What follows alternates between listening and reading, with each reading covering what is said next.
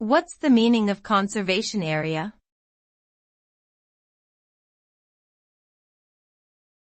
Conservation area.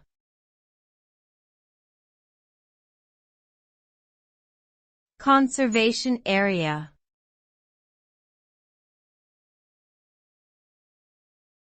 Conservation area.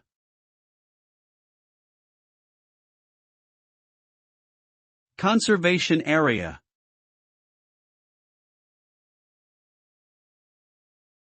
A conservation area is a place that has been designated by local authorities as having special architectural or historic interest.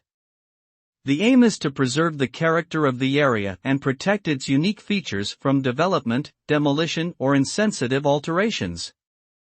In a conservation area, there are usually stricter planning controls and regulations on what can be built or changed.